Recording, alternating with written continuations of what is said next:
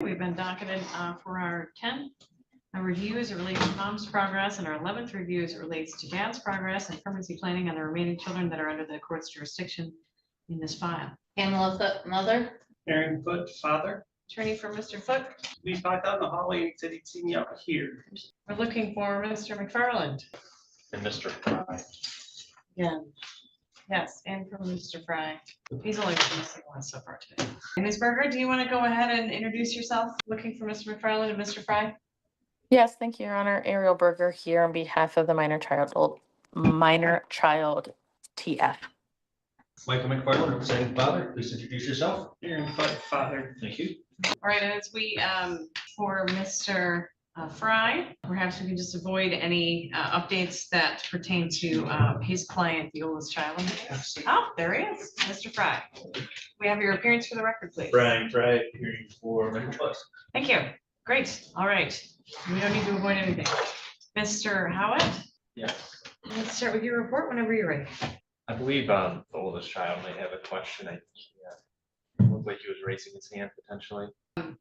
Mr. Fry, did you have a chance to talk with your client before today's hearing? Do you need to talk with him? I hesitate to just. Michael, do you want to talk to me? Yes, please, Brian. Okay, talk to you on further information. Thank You you. just want to pop up in the hallway and I'll set you up for the breakout.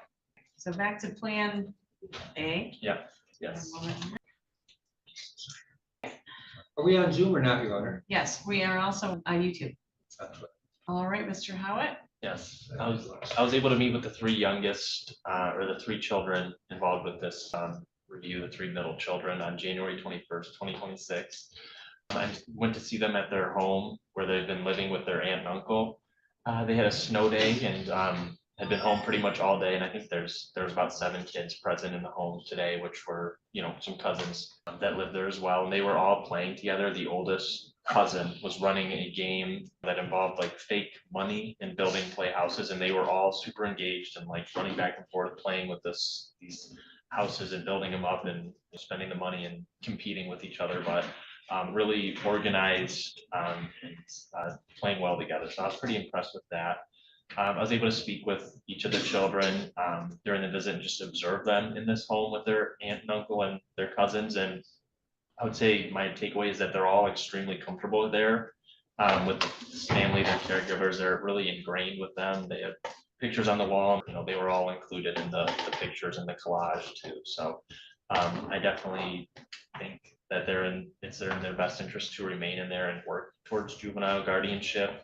I think right now we're just at a licensing standstill, or not standstill, but it's just progressing, maybe slowly but surely. I would say that the two oldest wishes definitely reflect that, staying with their aunt and uncle, and the youngest of those three, we didn't really have a chance to discuss his wishes. He's a bit younger, so sometimes it's hard to keep him focused and on track. So I don't have a ton to report there of what he's wanting at this current visit that I had.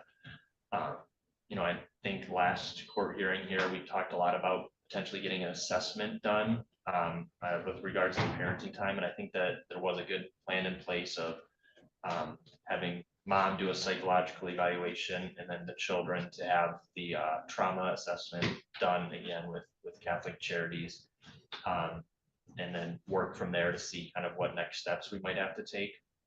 But it does appear from the court report that mom has not been engaged with Miss Brene Moore since November. So that is a concern of mine, and wondering if we should be progressing any further, especially with my observations in this home of seeing just how comfortable, relaxed, and ingrained they are with this family, and just knowing some of the reports that I have heard from their personal therapists and the previous in-home therapist service providers. So that's where I'm at with those evaluations. Thank you. Yeah, Mr. Fry has rejoined us. So if you have any updates as it relates to the oldest child, feel free to share those as well. Yes. Can you move that microphone a little closer to you? I had an opportunity to realize earlier that needs. Yes. For the oldest child, I'd say this reporting period has been troublesome. In his current placement, it just has not been going well. His behaviors have definitely escalated. Recently, there was an incident, I believe last week, where it was described to me as he hit, punched, bit, and kicked and choked a staff member there. And he was charged in Wayne County with felony assault with a dangerous weapon and 2 misdemeanor. He spent 2 days in the juvenile detention facility in Wayne County, and the next court date for him is on February 20th up in Wayne County. We've seen these behaviors before with this child, and it just seems that they're extremely escalated right now, and continue to just get worse and worse. And no one up there really has an answer for him. And I think it's been pretty clear that he's going to be needing to new placement, or we're going to be needing to look for a new placement for him to address these behaviors, and whether that's going to be through the court system up there with a detention facility, or looking for a more potentially restricted juvenile facility for him through foster care. But right now the placement up there is just not working out. They haven't officially requested a 30-day or put in a 30-day notice for him. But I attended a meeting yesterday, and they essentially said that, you know, it's a 9-month program up there, and he's just not in a place where they think he can be successful in that program. This meeting ended with another incident that had been described to me in the reports that I received throughout the reporting period, but I got to see it firsthand, where you know, there was some definitely destruction of property, and he was escalated. So just a firsthand experience for me, and it's telling, and I do worry for the staff up there of being able to control him and protect themselves, and also the child to be able to protect himself from his behavior. So I do still think he's a smart kid. You know, he may not be using his smarts and energy for good. I think they described a situation where the house that he's in has a Wi-Fi blocking system that it cuts off the Wi-Fi at a certain time at night, and the child was able to get around this and hack into it or something. So I'm not much of a computer person, but I know that that's probably difficult and takes some intelligence to do. So I think he's capable. He just may not be applying himself in the right places. But for now, I think he needs a new placement that's able to handle some of these escalated behaviors, and in a safe environment. And he needs it as soon as possible too, because I think he kind of has this potential manipulation of them up there, where he can get away with some of these behaviors, and knows that there may not be repercussions for him, because they don't really have a punishment system that he is respecting at this point. So I don't think it's in his best interest to stay there. I think it's in his best interest to find another facility that's a little bit better equipped to handle what he's experiencing right now. And I know his wishes would be that he return home to his father, or find another family member that is willing to take him. And if it has to be a residential facility, he would want it to be something with less restrictions right now. Thank you. Any opening comments from any of our attorneys before we go any further? No, Your Not Honor. here. None. All right, thank you. Testimony then, Ms. Thomas, any witnesses today? I think Your Honor would ask Ms. Conrad to be sworn in to provide a brief report. Solemnly swear to affirm to tell the truth, the whole truth, and nothing but the truth, so help me God. Thank you. Ms. Conrad, for today's hearing, you've provided a lengthy report, but it includes a few attachments. Are there any updates or modifications that you're aware of that need to be made to any of those attachments that you've included in your report? Nothing outside of what Mr. Howitt just testified to. The additions would be in regard to the oldest child's involvement with law enforcement this past week. Okay. And to the best of your knowledge, are there any updates or modifications that need to be made to the court report portion that you have drafted? No. Okay. And have any other documents that you're aware of been circulated outside of the packet that we all have for today's hearing? No. All right. Currently, the permanency goal for the children has been juvenile guardianship. Correct. And at this juncture, is the agency recommending any change to that permanency goal for any of the children? No. Okay. As relates to the parents in this, for this family, are efforts still being made to assist them in maintaining a relationship with their children? There have been efforts provided to Mr. Foote in that he and the caregivers for the three youngest children, and he and the residential placement for the oldest child communicate directly to schedule visitation between father and the children. Yes, he has provided direct communication with the placements to arrange and facilitate those placements. Mother has had suspended visitation with the children for quite some time because there has been discussion at the last court hearing or two regarding her desire to request that the court reinstate some level of contact. The agency and the attorneys met to come up with a plan as to how that might best be evaluated for safety for the children. And we decided to begin with an updated psychological evaluation for Ms. Foote with the specific purpose of determining whether enough change has occurred within her mindset to be safe to have contact with the children. That began today. She met with the psychologist, Dr. Shannon Lauder, this morning for 2 hours. So that is underway. Your report indicates that the service or I don't know how we're referring to this, but the service with Ms. Moore is also still in place, correct? Oh, I'm sorry. Yes, thank you. Yes, there is a standing order, and there has been for the entirety of the case, that Ms. Foote be engaging in specialized parent education and individual trauma-based counseling with Ms. Moore. And that has been ordered throughout the entirety of the case. That is a service that is open and available to Ms. Foote. She engaged in some contact with Ms. Moore last report period, and then this report period saw her twice. And the report indicates that it's been a couple of months since mom has met with Ms. Moore. Is that still accurate, or do you know if she's had any updated meetings? I have not received any communication from Ms. Moore since this court report was submitted a week ago. So that would be something that Ms. Foote would have to answer, but from the information I was given from Ms. Moore directly, the last time she saw her was in November of 2025.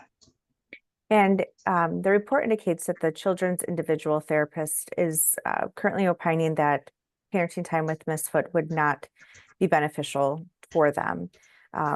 Do we have any reports from their therapists to help us understand that a little more?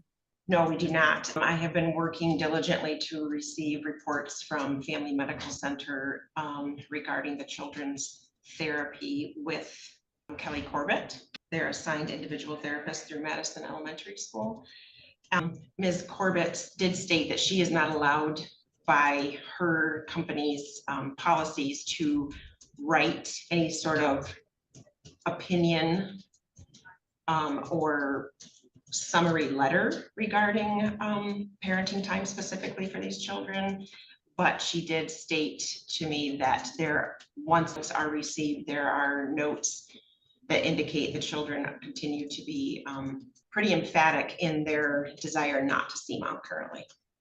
And were there any other services that were going to be put into place as part of the plan to determine whether the children were ready to be reintroduced with mom? So the agency spoke with the CTAC Center here in Adrian, who assessed the entire family back in the end of 2023 and did individual trauma assessments for all 7 of the children, as well as kind of a family summary trauma assessment for the whole family unit, and explained the situation. They are willing to reevaluate the 3 children in question and do an updated trauma assessment with the specific purpose of understanding where they are at trauma-wise in regard to contact with their mother. If the psychological evaluation mother completes indicates that another step should be taken, the psychological evaluation may indicate that not enough change has occurred in mother's mindset or psychological functioning to warrant those updated assessments for the children. Wonderful. And as relates to the 3 children, it seems that based on your report, they're pretty stabilized in being able to work through some of their trauma history at this point in time. Is that accurate? That is accurate. They are willing to discuss, and it's not at length, but they are willing to discuss some of their historical memories, events, etc., while in therapy. But in general, and so that is a progressive move for them. They used to refuse to even entertain the idea of talking about their history with their mom and dad. They are willing to discuss it, and they are willing to show some tears or to show some anger in therapy, and then process a bit and then move on back to class and do well through their school day. They are all doing well in school currently. Their behaviors in the relative home are stabilized. They are living pretty normal kid lives right now. They're involved in extracurriculars. They're involved in their church and their church family. They like to visit with their younger two siblings whenever possible, who are in a placement that is friendly with and has a relationship with their caregivers. And they've enjoyed sleepaway camps. They've enjoyed all sorts of normal childhood experiences are happening for these children now, and things are pretty stable all the way around. Wonderful. As it relates to the parents' individual case service plans, is there anything outstanding that they need to do, or any other referrals that need to be made at this juncture, given the permanency goal and how the children are doing as of today? In regard to Mr. Foote, he is in agreement with the permanency goal of juvenile guardianship for the three children with their paternal aunt and uncle. And so he is not requesting any additional services that he needs to be involved in or to complete to continue working towards reunification. Ms. Foote has been vocal about her desire to have reinstated contact with the three middle children. And as part of that evaluation process has been provided with two services, the updated psychological evaluation and the continued Brainmore services. No additional services have been requested by Ms. Foote. Is there anything that you would like to highlight? I know that we heard a lot from Mr. Howard as relates to the oldest child who is with us today, but is there anything you want to highlight from that element of the case and how that youth is doing? I would reiterate I would agree with, the agency agrees with all of his comments and assessments. It is undeniable that the agency will be moving forward with seeking approval from the state of Michigan and the court for a move to a more restrictive, safer, more secure residential setting if the juvenile courts do not require detention as a criminal punishment. His needs are not being met at his current placement, and so the search for a higher level of care will begin this week. Okay. And then is there anything from your court report that you would like to highlight for the record today? In regards to the three youngest children, juvenile guardianship is hopeful in the coming few months. It appears that the relative caregivers foster home licensing worker will have their foster home licensing study written and completed in the next 2 weeks. It will then be reviewed by his supervisor and then sent on to the state of Michigan for ultimate approval of a foster home license for them. Once that occurs, then the agency will work on applying for the guardianship assistance program for the family so that there is a subsidy attached to this guardianship to assist the children as they grow. And we can successfully request that the court order a juvenile guardianship once that application is approved. So we're hoping to potentially have all of that wrapped up in the next 4 to 6 months, completely ready to order the juvenile guardianship.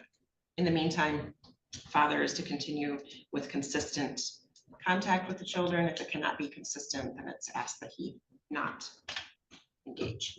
Thank you for that. With that, Your Honor, I have no further questions of Ms. Conrad. I would ask the court to accept the court report that she provided for today's hearing. No objection. No objection. Objection. No objection. No objection. Thank you, they are received. Questions for this witness, Mr. Brooks? Ms. Conrad, you said the last time the family as a whole was evaluated for trauma, a trauma evaluation was in 2023. Did I hear you right? With the CTAC Center in Adrian, yes. All right. So that was the better part of 3 years ago, wasn't it? 2 Pardon me? 2 years, yes. It was December of 2023. Oh, Okay, I didn't know the December part. Yes.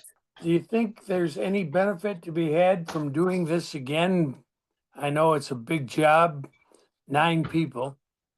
Do you think that would be helpful to us in deciding what's the best interest for what's in the best interest for these children? I do, not for the whole family unit, no. The 2 youngest children are in the process of being adopted by their caregivers and don't need to be discussed at any part of the family unit for potential reinstatement of contact with mom. In addition, one of this court's requirements for there to be further exploration of whether or not contact for the family should be reinstated was mom's agreement that she fully engage in the court-ordered Brene Moore services that have been waiting for her throughout the case. This past report period, that did not occur. It was not a priority. It was not prioritized. It did not happen. So to move forward with all of these expensive evaluations that could open up all kinds of traumatic thoughts and experiences for these children doesn't seem like the right thing to do if commitment to weekly contact with Brene Moore cannot occur. Now, my last information on this subject is that my client lives in Jackson. Is that yours? Yes, And that she works full-time. Is that consistent with what you have? that is what she reports. Do you find it plausible that it may be very difficult for her to make those appointments with Brene Moore? I know that it was ordered of her by this court that she engage fully in that service if there was to be discussion about reinstating contact between her and the children. That did not occur. I can't answer as to why it didn't occur. It was ordered to occur. I have no further questions. Thank you, ma'am. Ms. Berger, any questions? No, Your Honor, thank you. Mr. McFarland, any questions? None. Mr. Fry? Continuing service, Conrad. I think. Could we have you come to the podium or maybe even just anywhere closer to a microphone? That's fine. How you doing today, Ms. Conrad? Fine, thank you. Good. So is the oldest child still able to remain at Sumter House?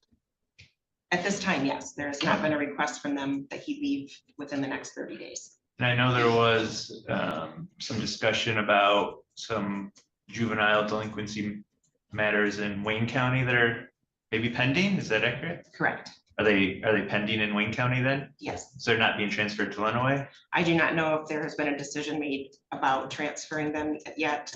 There's another hearing scheduled for February 21st. So, Suspect we'll learn more then. so there wasn't a detainment order then issued in that case? Or there, I do not know the answer to that. if he's at Sumter House, there's at least not currently a detainment order? Correct. Yes, correct. He was released. Okay, thank you. Nothing further. Mr. Howitt? No questions, Your Honor. Any redirect or follow-up questions, Ms. Thomas? No, Your Honor, thank you.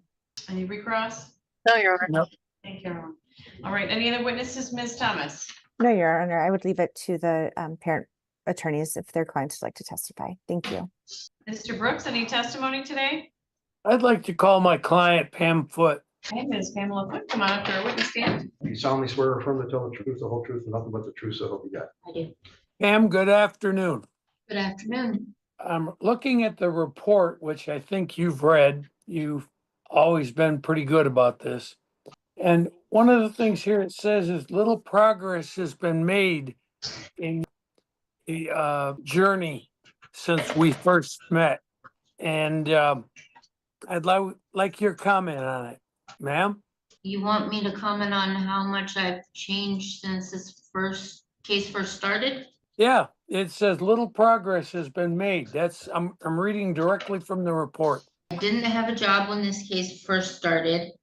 I wasn't living on my own when this case first started. Didn't have my own therapist when this case first started. I didn't have a support system. I didn't have any of that, and I have it all now. From your perspective, your evaluation of your personal progress, has all of this assisted you in adjusting to the situation? Yes, How? by having a job, I have places I have to go, people I have to see, things I have to get done on a daily basis so that I can bring the income in I need to pay rent, to live on my own, to be self-sufficient, which I never had when I was living with Aaron. Well, you have not had contact with your kids in quite some time. How long? Over 18 months. Do you believe as you sit here today, you're ready to start having contact with your children again? Yes, I do. Why? Because a lot has changed in the last 18 months. Well, so is it with the children. Would you agree with that? Correct? And some of them are still expressing reluctance to see you. Are you aware of that? Yes, I've heard that. All right. Do you know why they may feel that way? No, I do not. Do you think any of your past experiences with your 7 kids had anything to do with that? It could have, because I was very stressed and how did my therapist put it? A helicopter parent. I had to be right on top of everybody at all times. I had to know exactly what was going on. That's almost impossible with 7 kids, isn't it? Yes, Let me ask you this. You got 7 children. Do you think you'd be able to handle 7 kids under the same roof with you? no, Fair enough. What would you suggest in terms of contact? Number of kids, how long, frequency? I would like to have phone conversations with Michael. I would like to start with Zoom calls or FaceTime calls with the 3 middles. I would like the same with the 2 youngest, a Zoom or a FaceTime. And I would like to be able to text or call Madison. And you are not allowed to do any of those things. Correct. Now, still the court understands your circumstances. Brene Moore has reported that you have not been to see her since sometime in November, right?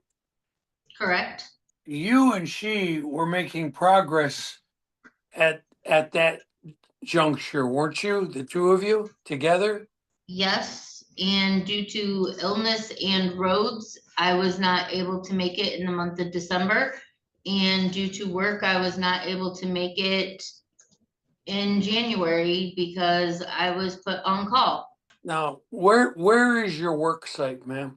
I work all over Jackson, Hillsdale, and Albion. Those are the main places I am. Nowhere near Adrian. No, Is that the situation as the court finds it today? That your work schedule does not take you near Adrian? yes. What was the illness that held you back? I had 2 cases of upper respiratory infection mixed with bronchitis. So the fact that you weren't going to see Brene Moore is not because you and she were having a difference of opinion about your progress, was it? No, Well, as we sit here, the weather's not about to get any better anytime soon. So you're expressing a difficulty in getting to see Ms. Moore? yes, it was difficult. It took me 2 hours to get down here today because of the whiteouts. You are seeing a therapist, aren't you? Yes, sir, I am. I see Who her is it? virtually. Kim Olmsted, I see her virtually. I see. So that eliminates a lot of the concerns about the weather and travel time for you, right? And sickness and everything else, yes. When's the last time you saw her? Last week, And the time before that? the week before, So you're telling me you see her via Zoom weekly? correct. You keep her appraised of what's going on in this court case? I do. Would she be willing to come before the court and testify about her impressions of your progress? I have not asked her, so I cannot answer that question. Would you be willing to ask her that? Yes, I would. I can do that tomorrow when I see her. Thank you. I'd like you to do that. Is there anything else you'd like to tell the court? No, I believe that's everything. All right, I have no further questions, Your Honor. Questions, Ms. Thomas? No, Your Honor, thank you. Ms. Berger? No, Your Honor, thank you. Mr. McFarland? Still none. Mr. Fry? No questions. Mr. Howard? No questions. Thank you for your testimony. You may return to your seat. Any other witnesses, Mr. Brooks? No, Your Honor. Witness testimony today, Ms. Berger, No, Your Honor. Mr. McFarland, Nope, Mr. Fry. it's my client. Want to testify? Well, he's logged in if you want to ask him. You want to testify, Michael? Yeah, sure will. Hey, you want to raise your right hand? Wrong hand, sorry. There you go. You solemnly swear or affirm to tell the truth, the whole truth, and nothing but the truth, so help you God. I do. How you doing today, Michael? Good. What did you want the court to know? 1 second. How am I gonna put this, Brian? Because I told Do you want the court to know anything or not, Michael? yes. Okay. What do you want to say? I would like to have contact with Pam, and I would like to get moved out of this place ASAP, if at all possible. That is all I want the court to know. So you did or didn't want contact? Do you want contact with your mom? Yes, sir. And you don't want to be at Sumter House anymore? Correct. Where do you want to go? I would rather be in Finnville with my aunt and uncle. Well, my friend aunt and uncle, Tiffany and Troy. Where are they? Finnville, Michigan. Their last names? Harrison Crack. They're your aunt and uncle? They're friends of mine's, but I consider them my aunt and uncle because I've known them for some time now. So they're not actually related to you? Correct. So they're friends of the family? Correct. Anything else? No, sir. Thank you. Nothing further. Does anyone else have questions for Michael? I do. Mr. Brooks? Young man, where'd you get the black eye? I got into a fight up here. How long ago did that black eye, you start sporting that black eye? It started to get worse like yesterday, and then it's not getting any better. It's been getting worse. As you can tell, my eye's starting to bleed. Was that fight with the people who work there or with somebody else who lives in the house with you? Somebody else that lives in the house. I have nothing further. Thank you. You're welcome. Any questions, Ms. Berger?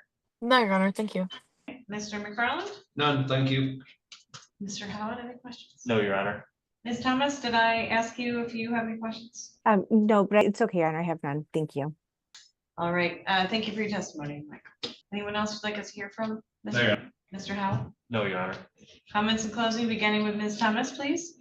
Thank you, Your Honor. At this juncture, the youth that are subject to this proceeding have their permanency goal has been juvenile guardianship, and there hasn't been a significant change in circumstances for the court, for us to consider asking the court to change that goal. The Court of Appeals opinion has been released as relates to the two minor children, and that termination was upheld for them to move forward with their adoption. Maintaining the juvenile guardianship allows for the legal relationship to stand and for these children to experience some permanency. It sounds like, based on the caregiver's report, that with dad being consistent, it has helped those three children stabilize. However, I think that's going to be a long-term dynamic that's going to have to be figured out amongst the family and with the therapists who are working with the family and all that additional support. It looks like there's been some progress with the licensure, and as Ms. Conrad stated, within the next 4 to 6 months, we should be able to have that finalized for those children to have finality. As relates to the oldest youth, who I hate referring to in third person because he's here with us today, but want to honor his, I guess, privacy to the maximum extent. It seems like there's a lot that's going to have to be done to stabilize his situation. And perhaps needs to be a further conversation about whether or not it would be appropriate to make him an Act 150 dual ward. But it seems that there needs to be a heightened level of care or a specialized treatment facility that would be able to address his needs. And as it relates to contact, Your Honor, we would defer to the LJL's opinion and any mental health professional who is working with him to be able to opine on that and whether or not that would truly be in his best interest. Otherwise, Your Honor, we would just ask for another 90-day review to allow us to monitor that progress towards the juvenile guardianship and ensure that the children are getting the services that they need. Thank you. Any comments, Mr. Brooks? Well, number one, I want to say I appreciate the thoroughness of Ms. Conrad's report. it's very instructive. The only concern I have is talking about my client that she has made very little progress. How do you know? She's got some pretty valid problems getting in to see Brene Moore, working the long hours I know she puts in and giving the distance, particularly given the weather the way it's been. I was supposed to go see my grandson in Grand Rapids this weekend for his birthday. Couldn't make it. 11 below zero, weather's terrible. I have some sympathy with her issue. I really do. But I don't think her requests are too outrageous given the circumstances. She is going to see a therapist. I very much would like to hear what she has to say on this subject at our next meeting. But my honest to God goal here is, if nothing else, we get some supervised Zoom or phone contact between Pam and the kids that she thinks would benefit from having that contact. I repeat, supervised visitation. If it doesn't work, you got a supervisor there to step in.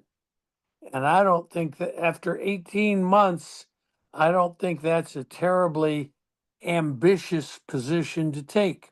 And I'd like the court to consider it. Thank you. Comments, Ms. Berger? Yes, thank you, Your Honor.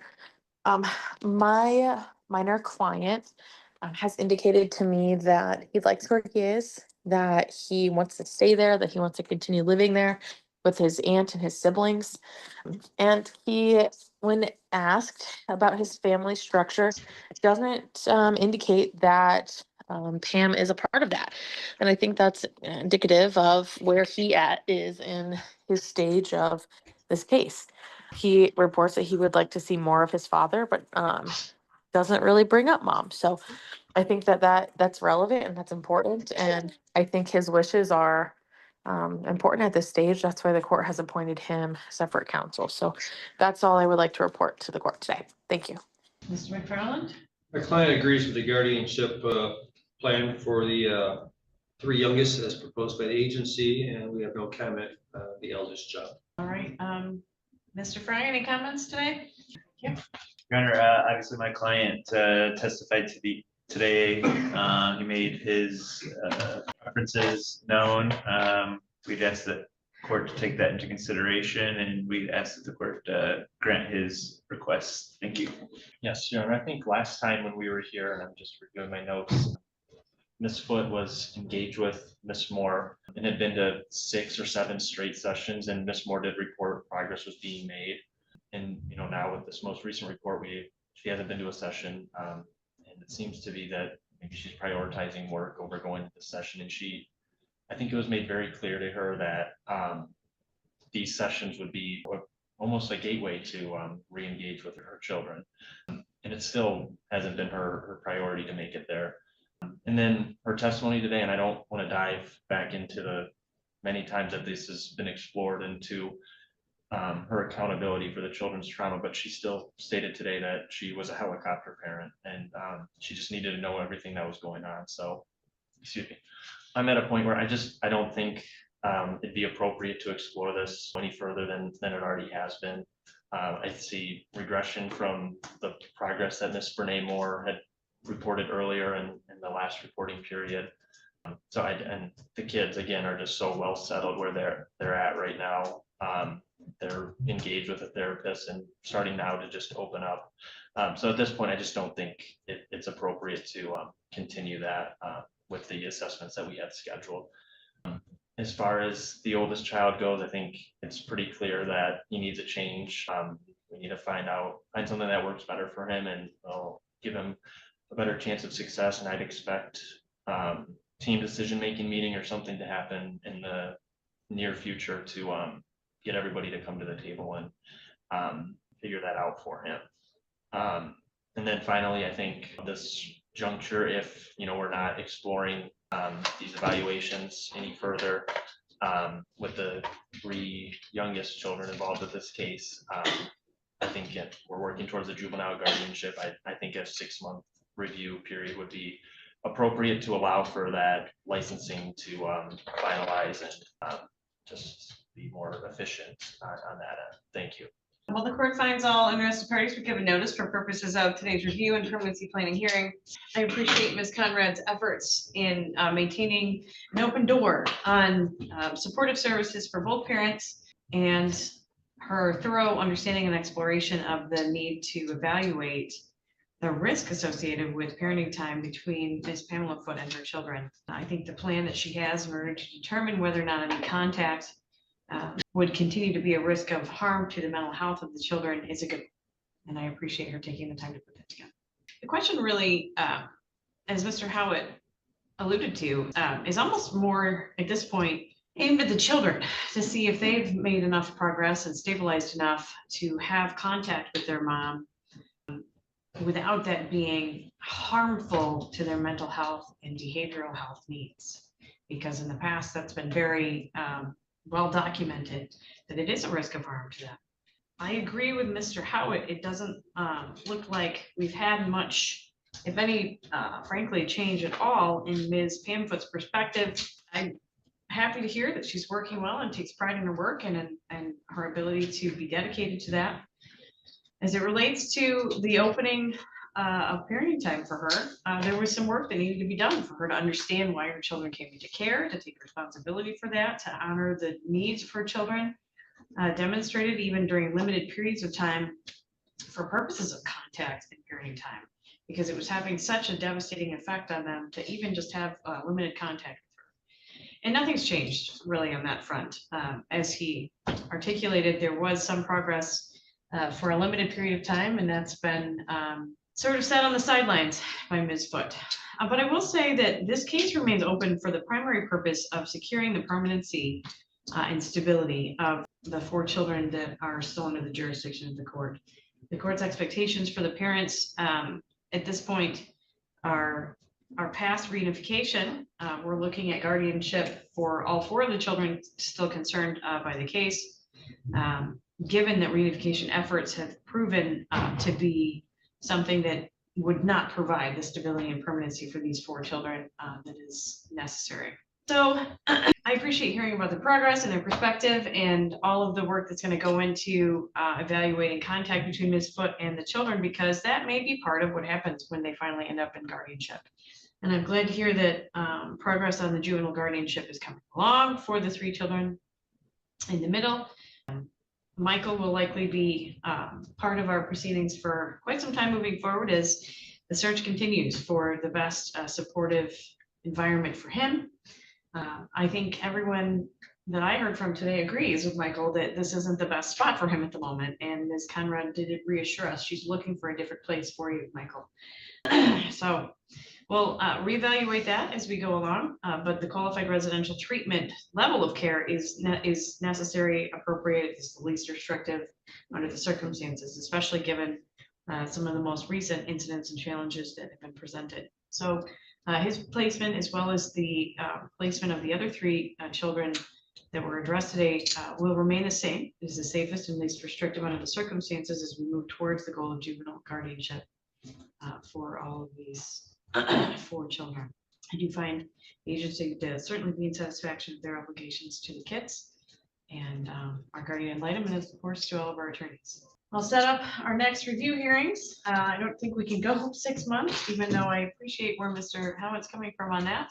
But for funding purposes and to keep track of some of these more dynamic pieces that are moving, like some of these evaluations and updated trauma assessments and what's happening with the oldest child, I think we need to maintain our schedule of 3-month reviews. I would offer to the parties the opportunity to come back for a review on April 21st at 2:30 p.m. And then again for July 21st, also at 2:30. So we can plan out, and if we need to move those as we get closer, then so be it. But July 21st at 2:30 and April 21st at 2:30 will be our next 2 reviews, which will also be permanency planning hearings in the event that we need to move on anything for the kids. Unless there's any questions, that's all for today. Michael, do you need some time to talk with your attorney, or is this a question for me? It's a question for you and my attorney, Judge Sala. Mr. Fry, do you want to? You want me to talk to you so you can ask me, Michael? I'd prefer to talk to you, Pam, and Judge Sala, please. Well, it's either on record or off record, so I'm happy to set you up with a breakout room with your attorney if you like, but we're finished with today's proceedings. Can we do it off record, please? Yeah, I'll be happy to set you up with a breakout room. Mr. Fry, if you'd like to log in, I'll set that up for you. But we're Situations like this highlight how complex child welfare decisions can be when progress, safety, and long-term stability all have to be weighed at the same time. Even when a parent shows effort, the court has to focus on what protects the children, emotionally and physically right now, especially if past contact caused setbacks and the kids are only just beginning to stabilize. For some families, the path forward involves guardianship and permanency. For others, it means finding the right level of care before any future decisions can be made. If you want to keep up with real courtroom outcomes and in-depth breakdowns like this, make sure you subscribe to the channel so you don't miss the next hearing.